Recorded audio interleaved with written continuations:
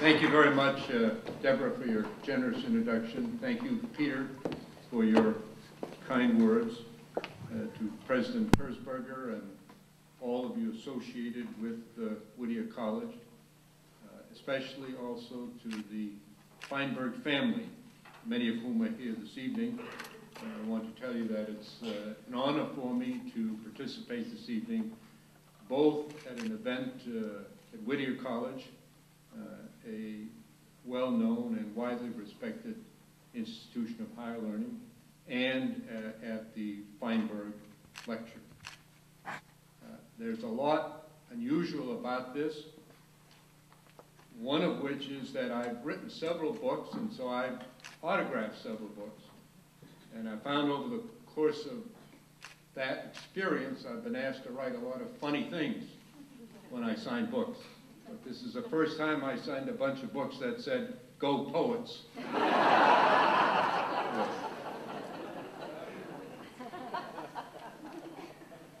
I entered the Senate under unusual circumstances.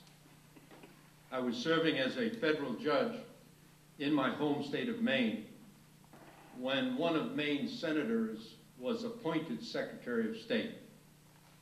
The governor of Maine, who then had the responsibility of appointing someone to complete the unexpired term, announced that he would only take a few days because it was in the middle of a legislative session and he didn't want the people of Maine to be underrepresented for a long period of time. So he said it was in the middle of the week, I'm going to have a press conference next Monday at the state capitol to announce my choice. The press was filled with speculation. We had a former senator, a former governor, a couple of former congressmen. I had been appointed as a federal judge just the year before, so my name was not included in the speculation. And on the Sunday evening before the governor's announcement, I went to bed early, like everyone else in Maine,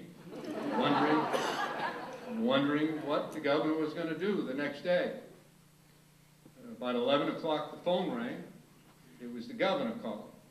He said, "I'd like to have you come down to the state capitol tomorrow so I can announce that I'm going to appoint you to the Senate." I said, "Gee, Governor, this is a big decision, kind of a surprise." I said, "I need some time to think about it. I got to call my family and friends. You know, I'm a federal judge," I said, "and that's a lifetime appointment." He said, "I'll give you 1 hour." When I protested that was inadequate, he said, "Look," he said, "if you call me back at midnight and tell me you're not going to do it, I've only got 12 hours to find a successor, and most of that's in the middle of the night." He said, "So you call me back in no more than an hour." So I picked up the phone and I called my 3 older brothers. How many people here have brothers? Raise your hand. That's good, so I'm talking to an audience that will know what I'm about to say. I grew up, as Deborah indicated, in a small town in Maine, Waterville, Maine, and I had 3 older brothers who were very famous athletes, very good athletes, not just in our community or state, but known throughout New England. And then I came along, and I was not as good of an athlete as my brothers. In fact, I was not as good as anybody else's brother. And so, at an early age in my life, I became known around our small town as Johnny Mitchell's kid brother, the one who isn't any good. As you might expect, I developed a massive inferiority complex and a highly competitive attitude toward my brothers. So when I called them that night, ostensibly to seek their advice, I confess that there was a note of triumphalism in my voice. I said to them, "The governor just called. He wants to appoint me to the United States Senate. What do you guys think about that?" The responses were predictably negative. My brother Johnny began by saying, "Look, you're a born loser." He said, "Nobody can understand how you got to be a federal judge, and you couldn't possibly win a statewide election, so you better stay where you are. My oldest brother tried to elevate the conversation a little bit. He said, let's look at this from the standpoint of the people of Maine. Aren't they entitled to have a qualified person representing them in the U.S. Senate? And he said, isn't it obvious that you're not one of them? So after about 5 or 10 more minutes of this, I hung up, I called the governor. I said, Governor, I don't need the full hour. I've already received all the reassurance I need of my ability to serve in this position. So I accepted. I went to the state capitol the next day. It was at noon. The governor made the announcement. I got on a plane and I flew to Washington. The swearing-in was scheduled for the next morning. On the way down, I fantasized about it. I was certain that all 3 major networks would cover it live. Figured the New York Times and Los Angeles Times would run it on the front page. So I thought, I'd better prepare myself for the big day tomorrow. I'll go up to the Senate when I get there, because it was late afternoon. The Senate was in session. I'll introduce myself to the Senate Majority Leader, and I'll get the lay of the land. So I took a taxi up to the Capitol. An aide took me in onto the Senate floor. The Senate was debating a bill. He introduced me to the then Senate Majority Leader, Senator Byrd. And Senator Byrd was very busy, and he was a little confused about my being there. And he said, well, okay. He said, we'll swear you in right now. I protested. No, I said, it's set for tomorrow. Look, son, he said, we're busy around here. He said, if I say we'll swear you in right now, we'll swear you in right now. So they interrupted the debate that was occurring and swore me in. It took about 8 seconds. Hard to know what happened. Several senators were standing literally with an arm's reach having a conversation. They didn't know what was going on. And then the Senate resumed the debate. And I stood there, right in the well of the U.S. Senate, right in the middle of this debate, to my complete surprise. 2 minutes later, a vote occurred. For those of you interested in political trivia, I hold the all-time record in American history for having cast a vote the shortest time after entering the Senate. Just 2 minutes. And that was the first of many informed judgments I made in your behalf and in behalf of others. Well, then a young guy came running up to me, and he introduced himself as my administrative assistant. I'd never met him, didn't know who he was. He said he had been Senator Muskie, my predecessor's administrative assistant, and now he was mine. So he read off a list of things for me to do. And then he said, we've got a really good introduction for you tonight. I said, really, what is it? He said, you've been invited to go down to the Washington Hilton Hotel and speak to a convention of 2,000 certified public accountants. They're having a meeting here, a convention, and they called just now and asked if you'd come give the keynote speech. I said, gosh, that's just amazing. I said, these accountants, I've always known they're very smart. I said, until just yesterday, I myself didn't know I'd be here. I said, and these guys had the foresight to hold this position open for me. No, he said, it's nothing like that. They've had 4 last-minute cancellations. He said, you're the only member of, he said, in their minds, you're the only member of Congress who might not have anything to do tonight. I said, well, what do they want me to talk about? He said, the tax code. I said, you can't be serious. Certified public accounts. Every single person in the audience will know a lot more about the subject than I do. I can't do that. He said, listen, and then in a voice dripping with condescension and sarcasm said, you're now a United States Senator. You will regularly be called upon to speak in public on subjects you know nothing about. He said, so you go on down there tonight and you tell the accountants what's in the tax code, and that gets you off to a good start here in the Senate. So I did, and here I am. I survived that meeting. And then the next night, This is really interesting. Senator Byrd said to me, you're kind of lucky, he said, we don't have filibusters too often. That was then, there are a lot more now. He said, 6 o'clock tonight, a filibuster will begin here. Why don't you come over and see what it's like? So at 6 o'clock, I went to the Senate floor, took my seat way in the back, number 100, and to my astonishment, there was no one else in the Senate chamber. I sat there wondering whether I'd misunderstood him, I may have got the wrong day. After a while, one senator came in. He said, get up and said, I want to say a few words. And he spoke for 6 hours. Since I was the only person in the room, he spoke to me for 6 hours. I think what happened is about halfway through, I began to think, this really is a waste of my time. I don't know why everybody else isn't here.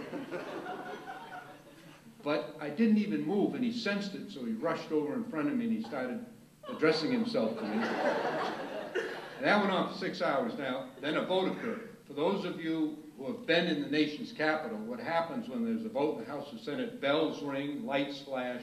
That's to tell the members of Congress that they have a limited time to get to the chamber and vote. And that's the way they keep these filibusters going, by these procedural votes. So this guy called for a vote, the bells rang, the lights flashed. Into the Senate chamber poured the other 98 senators. They all cast their votes and they left, including the guy who'd been talking to me. Now I was there alone again, didn't know what to do. Pretty soon another guy came in, and he spoke to me for 6 hours. And this went on the entire night. So early the next morning, I went to a clerk who was standing by the door. And I said, excuse me, I'm new here. He said, Senator, that's obvious to everyone. I said, I'm really tired, I'm hungry. I said, I see all these senators, nobody stays around, I'm the only one here doing the nation's business. I said, where do they go? Will you just tell me? He said, I'll do better than that, I'll show you.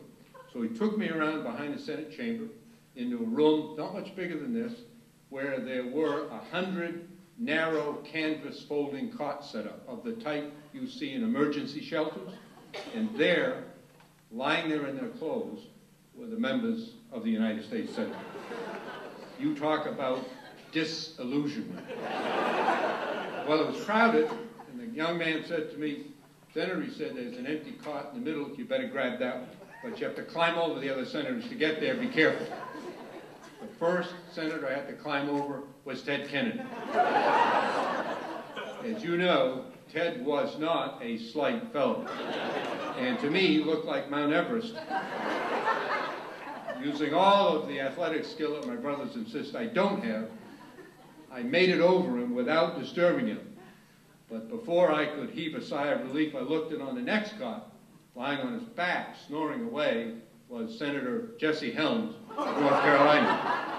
I'd only been there a day, but I was well aware of his reputation as a staunch advocate of heterosexual rights.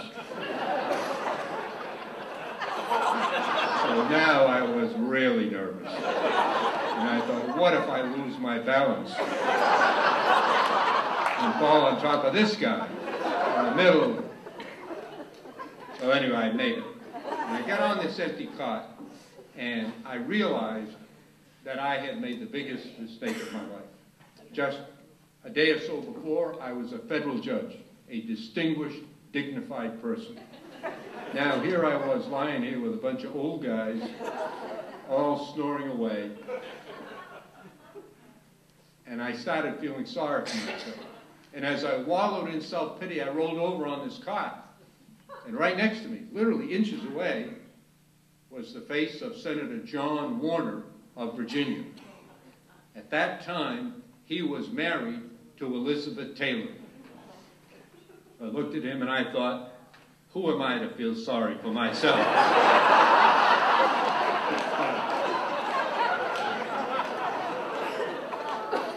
I thought, here's a guy who could be home, in bed with Elizabeth Taylor, and he's spending the night with me. And And I realized that was an important moment for me, because I realized that first, no matter how bad off you think you've got it, there's always some guy's got it worse. And secondly, you can go through life feeling sorry for yourself, complaining about all the bad things that have happened to you, when you ought to be concentrating on the positives. What opportunities are there? What can you do? And I did that in the rest of my Senate career, and so my first days really served me well. Well, I'm going to speak tonight about the Middle East, but I want to begin with some general comments. And because time doesn't permit me to cover the subjects that I'll mention in great detail, I look forward to responding to any questions about anything that you think should have been mentioned but wasn't, or any subject you want to raise. Human history is in large part a tale of conflict, how it began, how it ended. There's a greater urgency now than there ever has been, because the number of people on Earth is increasing rapidly. The number of nation states continues to grow steadily, now getting close to 200. The number of non-state organizations which rely on acts of terror to initiate or extend conflict is also increasing.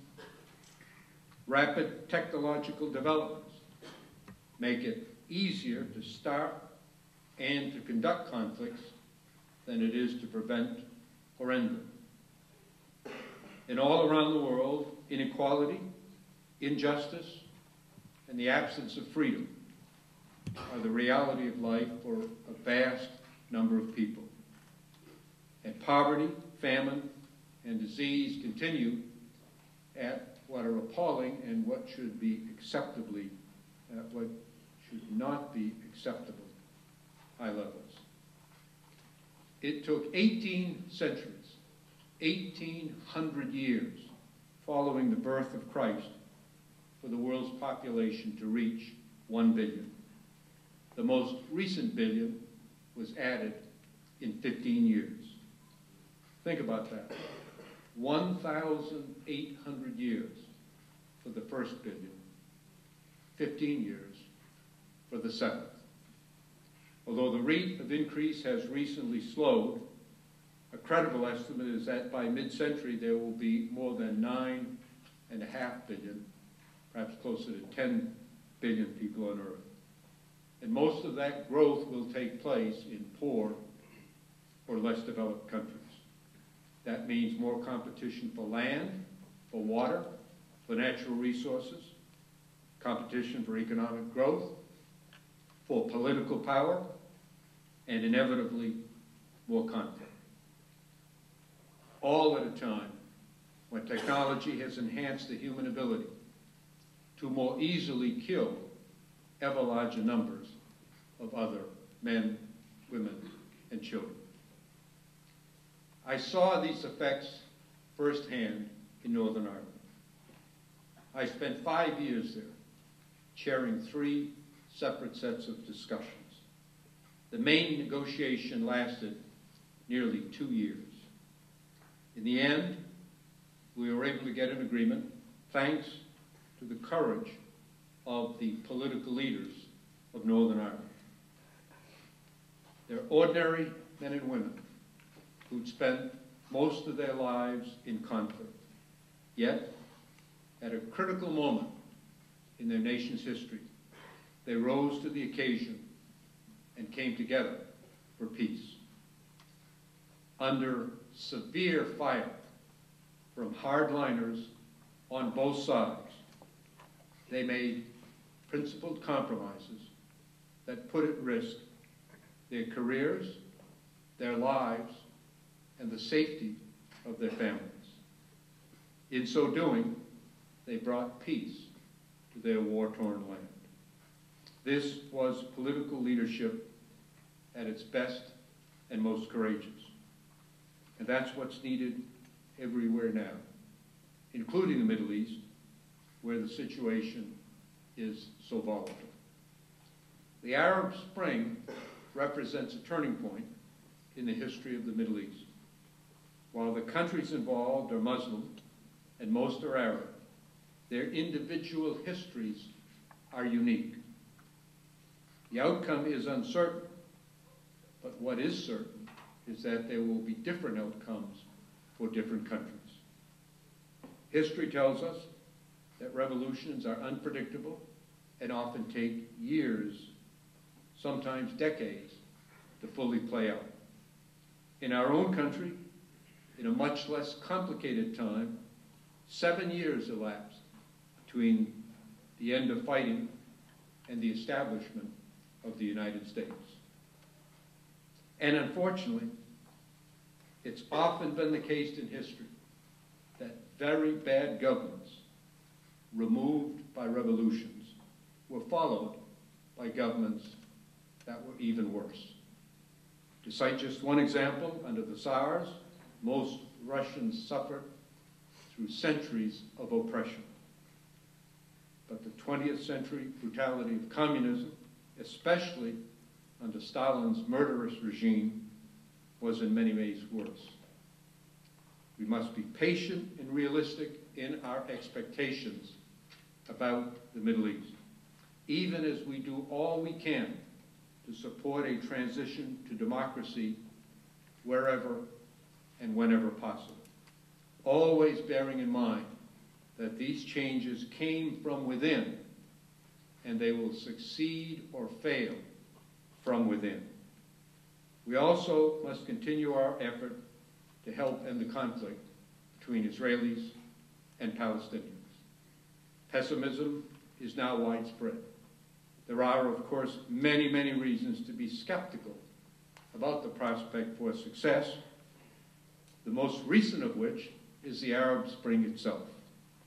The upheavals across the Arab world, especially in Egypt and Syria, have created anxiety and uncertainty among both Israelis and Palestinians, making progress in resolving their conflict more difficult than ever. It's a natural human reaction when surrounded by uncertainty to hunker down, to wait until the storm passes, to see what follows before making critical existential decisions. Even before the Arab Spring, the conflict had gone on for so long, it had such destructive effects. The level of mistrust and hostility between the societies themselves and between their leaders is so high that many there and elsewhere regard it as unsolvable. But the pursuit of peace is so important that it demands our continuing and maximum effort, no matter the difficulties or the setbacks. The key is easy to state, but extraordinarily difficult to achieve. It is the mutual commitment of Israel and the Palestinians and the active participation of the United States government with the support and assistance of the many other governments and institutions who can and want to help. And the task is to reconcile the Palestinian goal of a viable, contiguous, sovereign, and independent state based on the 1967 lines with agreed swaps, and the Israeli goal of a Jewish state with secure, recognized, and defensible borders that will provide sustainable security for the people of Israel. President Bush, just before he left office in 2009, went to Jerusalem, where he made an important speech, restating American policy, and in it, he made the following statements, which I quote. The point of departure for permanent status negotiations is clear. There should be an end to the occupation that began in 1967. The agreement must establish Palestine as a homeland for the Palestinian people, just as Israel is a homeland for the Jewish people.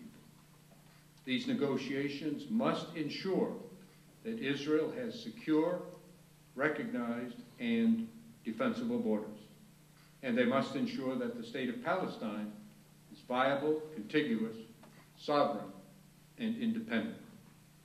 It is vital that each side understands that satisfying the other's fundamental objectives is a key to a successful agreement.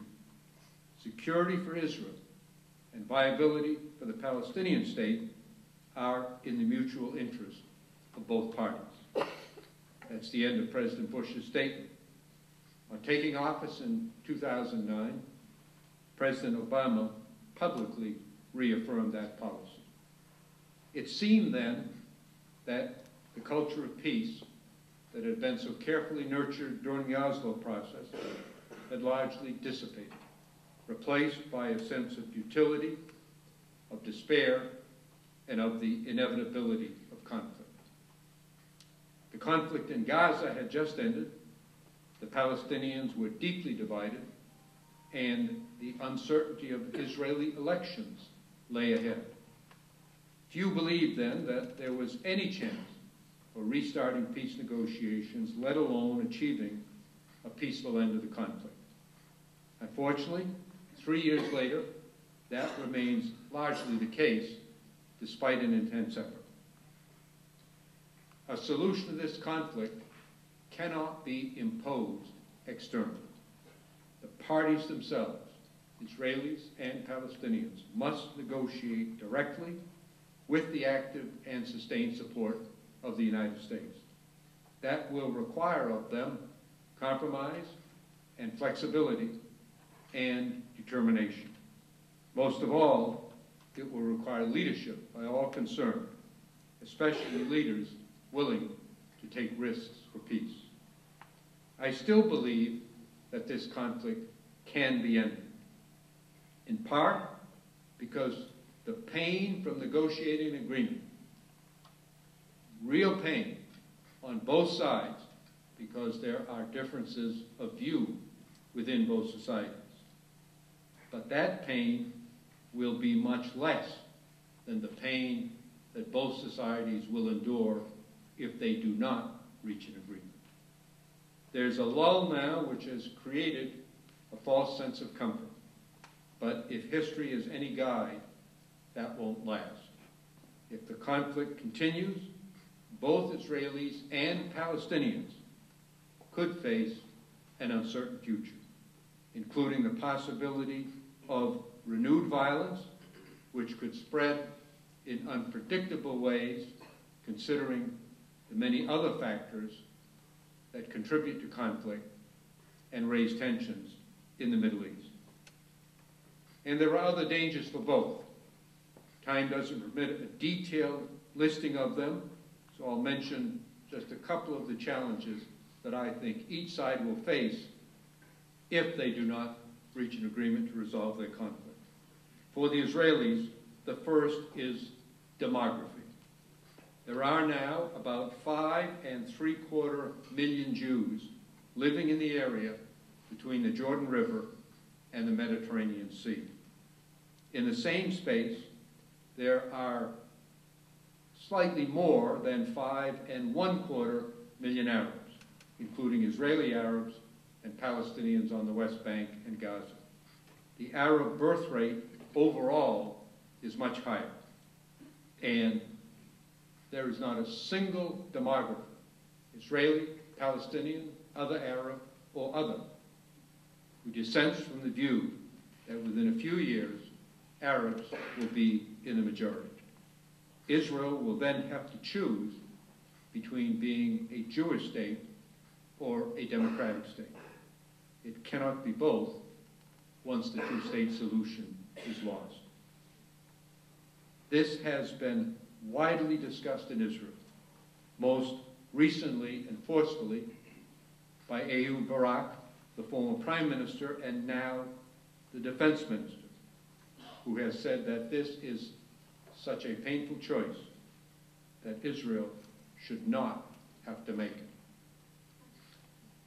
The second challenge is technology. To keep out suicide bombers, Israel built an enormous wall.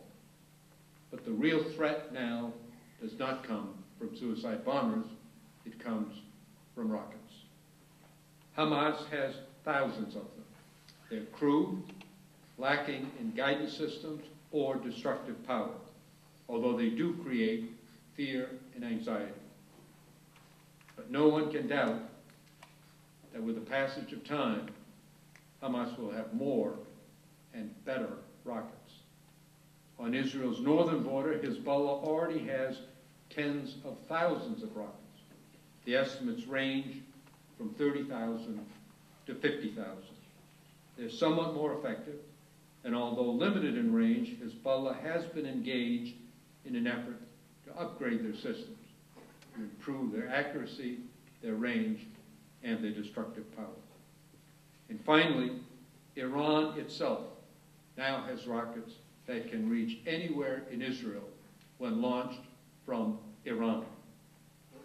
They don't yet have the precision to strike specific military targets, but they could cause enormous death and destruction in the cities.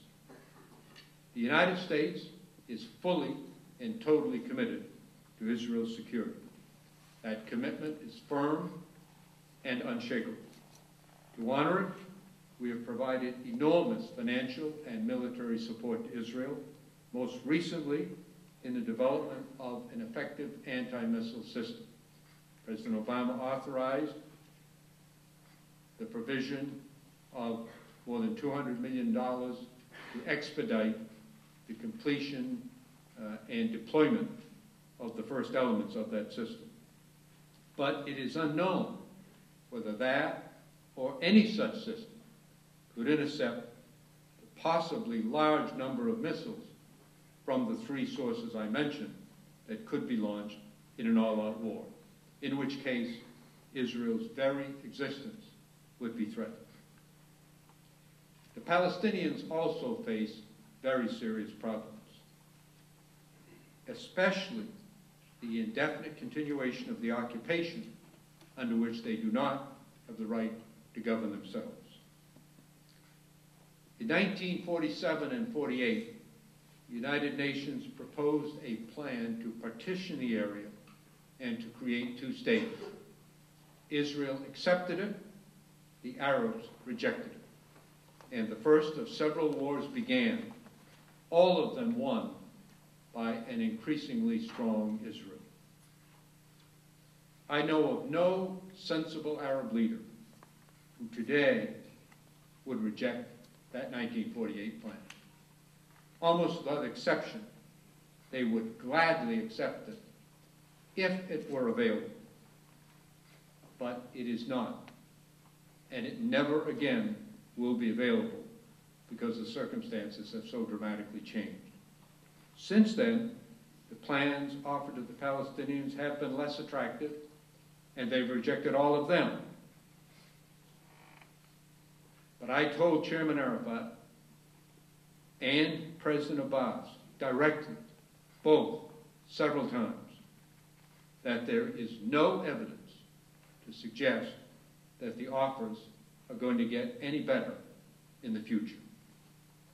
So they've got to sit down and participate in and stay in direct negotiations to get the best deal they can, even though it's not 100% of what they want. They've got to bring the occupation to an end, to get their own state, and to build on it. Under the outstanding leadership of Prime Minister Fayyad, the Palestinians have demonstrated that they can do it by laying the foundation and building the institutions that are needed for a viable and independent state. Unfortunately, that state-building effort cannot be sustained in the absence of any progress on the political side. They are inextricably linked, so there must be progress on both. It's a huge and daunting challenge to rebuild trust not only between the leaders, but between two peoples with such a long and painful history of conflict. But they must find a way to renew hope. They must get into negotiations. They must conclude negotiations in order to get what they want. The Israelis have a state, a very successful state, Many of you will have been there. To those who have not, I urge you to go. It is inspirational and moving to see the country of Israel. But what they don't have is assured and sustained security for their people. Palestinians, on the other hand, don't have a state. And they want one, and they ought to have one. But the Palestinians are never going to get a state if the people of Israel don't have a reasonable sense of security.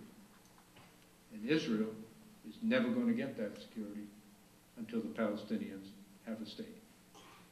That will be the ultimate test of leadership on both sides. Thank you for having me tonight. I'll be pleased now to take your questions on any subject, and in fact, if anyone would like to give a speech, I'll be glad to listen to that as well. Thank you very much.